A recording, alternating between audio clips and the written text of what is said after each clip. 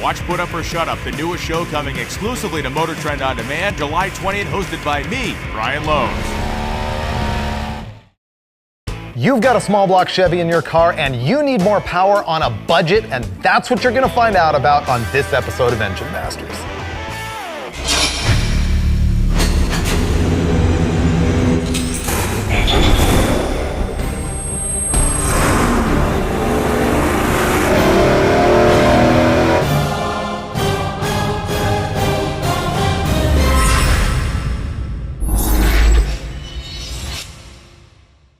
This is Engine Masters presented by AMSOIL, and man, am I gonna get a lot of flack for this episode because yes, it's another small block Chevy, and this is gonna be real basic.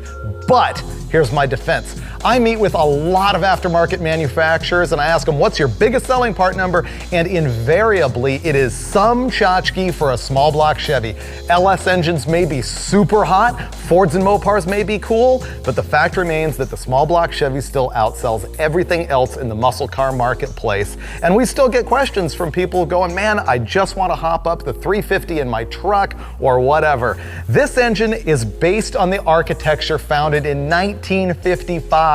And they made these things all the way through 2003 in some vans, and Chevy still sells them as crate engines. The 350, which is what this is, started in 1969. There's a zillion of them. Now let's look at the absolute basic package that we're going to be running on this show.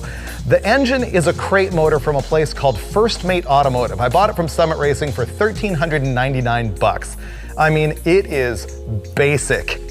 Cast pistons, cast crank, minuscule flat tappet camshaft, nothing trick. But for that price, you get everything from the long block, including a camshaft, front cover, oil pan, valve covers, but not the accessories. Let me show you how I package this thing out. Up top, Holley's most affordable and basic carburetor. This is an aluminum version of the 1850, which is a 600 CFM vacuum secondary single feed carburetor. Our intake manifold is a basic low-rise dual plane from Speedmaster. That's $152. The ignition system is an HEI, which GM came out with in, I think, 1974. It means high energy ignition. It has a coil and a module and the trigger and everything right there. That's your whole ignition system, $136. The Excel 4000 series wires are about $40. These are Flowtech 1 5/8 inch headers for an early Chevelle, $152. So we're talking pretty cheap, pretty basic, and watch this, because it is going to make power like you've never seen. Really.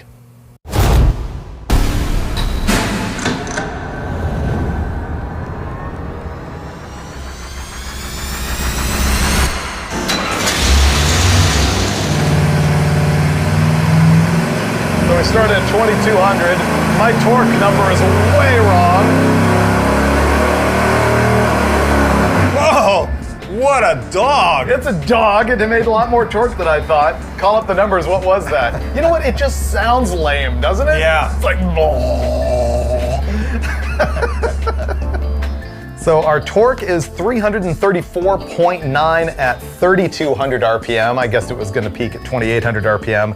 And our horsepower is 235.7 at 4,100 RPM. We're gonna find out what happens when we add a point of compression, a better cylinder head, and 35 degrees more cam time. 35 degrees? Well, yeah, we're going to that 230 Magnum, and this is a 194 at 50 cam. We're putting 36 degrees intake might be able to duration make in 1 it. horsepower per cubic inch. I think we're gonna make it better than that. More than 1 horsepower per cubic inch? Yeah. You think we're gonna pick up 100 horsepower? With a good head in the cam, I mean, shouldn't this thing make 350 horsepower? We'll have to do another bit sheet. Yeah. I don't know. You ready to wrench? Sure. Dude, that was bleak. Can you imagine stabbing a brand new 350 Chevy into your car and then telling your friends that you got less than 240 horsepower? Awkward. I hope we're gonna fix that right now though. Here are the key problems with that engine. First of all, minuscule camshaft, almost non-existent, 194 degrees of duration at 50 thousandths lift, less than 400 thousandths lift on that turd. We're gonna solve that with a Comp Cams 280 Magnum. which is 230 degrees of duration at 50, and it has 480 thousandths lift. It's a flat tappet just like the other one. It's fairly affordable. It's $195 if you want to get the cam and lifter package. So depending on what you need, you can decide which kit you're going to buy there. Next up, we got to look at the cylinder heads. Now these things appear almost identical, but there are big differences. On my left here, I've got the swirl port head that came off of our crate engine. This was used in 91 and earlier Chevy trucks, and basically it's a complete turd. Even though it looks like a Vortec head because it has those center bolt valve covers and stuff, it's not. This is a Vortec head. These were used on 350 Chevys with the L31 designation from 1996 to the year 2000. They were only in trucks and SUVs. And the thing is, you can still pick them up in junkyards. That's the great thing about them. There are some drawbacks though. The biggie is that they won't handle a lot of valve lift without machining because the bottom of the retainer hits the top of the valve guide. You can only put about 450 thousandths lift in them before you run into a problem. They also have press-in rocker studs, just like this swirl port head, and you get a lot of valve spring pressure on them, those tend to pop out, so you want to modify them to have a screw-in stud, just like this one has been modified. The other thing is you'll often find in the aftermarket heads that they'll put bigger valves in them. Blueprint Engines actually did this set of Vortex for us, and they've got a 2.02 inch intake valve instead of the stock 194. The really big deal here though is that the intake port on the Vortec is so much superior than it is on the swirl port. It's ridiculous. And if you look at the chamber, this is your standard smog era garbage bathtub of a combustion chamber. Whereas here on the Vortec, you've got a much nicer heart-shaped chamber, more of a modern design, and this is 64 cc's instead of 76. That means that we're gonna take our crate engine from 8.25 to 1 with the swirl port head to 9.2 to 1 with the Vortec head, and that is gonna be a really big deal. Next up, you're gonna have to consider your intake manifold if you're changing from a swirl port head or an older one to a Vortec head. Now this is a Speedmaster intake manifold. It is designed to run both the TPI pattern or the classic old school pattern that you'd find in like a 69 Camaro or 74 Monte Carlo. The old school pattern, all of the bolts go in at the same angle. The TPI pattern on this swirl port head is different in the middle, just like it would be on like an 87 TPI Camaro. The Speedmaster intake has adapters to do both, but it won't fit a Vortec head because the Vortec head intake has bolts that go straight up and down, and they also take a different intake gasket for that reason. Now this intake manifold for the classic setup is about 152 bucks. This one for the Vortex, almost 170. So you do need to keep that in mind if you're being budget conscious. Speaking of which, if you don't want to scrounge the junkyards for your Vortec heads, I like a place called Scoggin Dickey. It's a Chevy dealership and they offer a package of brand new heads with all of these upgrades on them. They're 890 bucks, but you can do it much cheaper if you scrounge on your own. And when you do, you're gonna make a whole bunch more power, or at least that's the theory, and we're gonna go find out if it's true right now.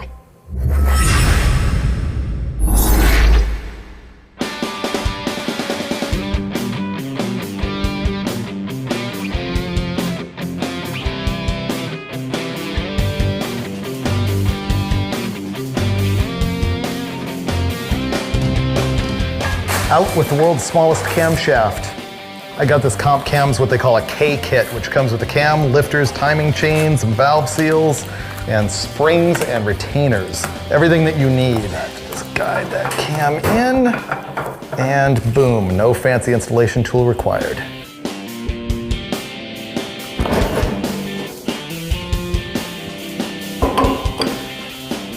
Okay. Dots are lined up, simple as it gets. No degreeing of the camshaft here. These 3 bolts here on the end of the cam, sometimes you'll see a locking plate on them, which is a really good idea. In this case, I would brake clean them and get rid of all the oil and use Loctite on them. Really don't want these backing out.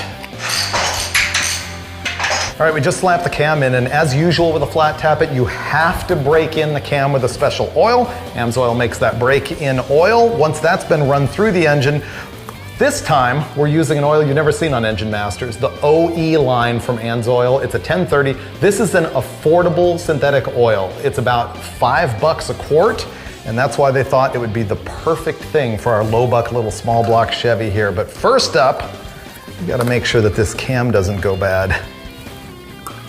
Ah, so much easier with no valve cover, right? Winning.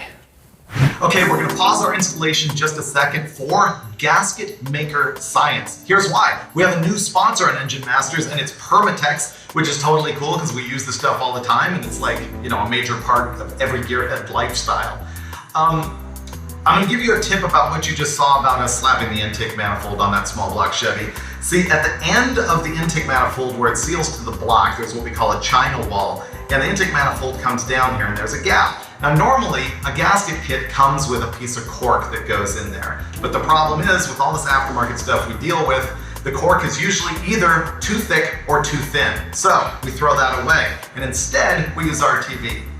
Our norm is to use the Permatex Ultra Gray, but they've got this new product that we're trying out. It's called the Optimum Gray, and it's actually an improvement on that Ultra Gray product. It can handle more heat, they say up to 700 degrees, and it's more vibration resistant. I have noticed that it doesn't have the same viscosity as the Ultra Gray. It's a little bit like thinner.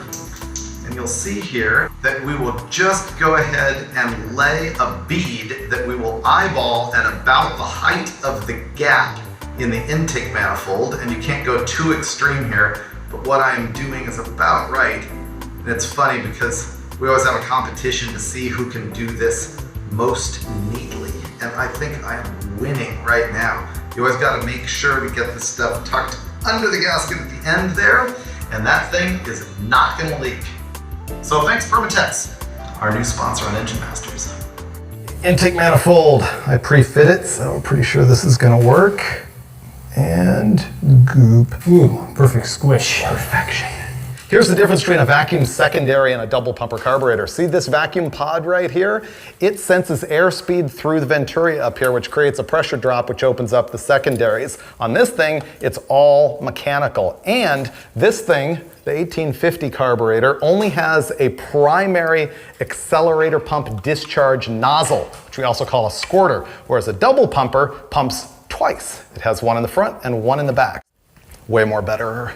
So now, once again, Brulé has been through the tuning process. He knows the answer. I have my numbers written down, but let's wait until we actually pull it to see who's right. You got yours right there? I never get to play because I always have to tune it first. I know. Not always, only sometimes. Yeah. So to review, different carburetor at the same CFM, slightly different intake manifold, essentially the same. Better cylinder head, much more camshaft, one more point of compression. And both were stock heads too. Yeah. You know, production OEM iron OEM heads. Yeah. All right, let's see what we pick up. All right, you guys ready?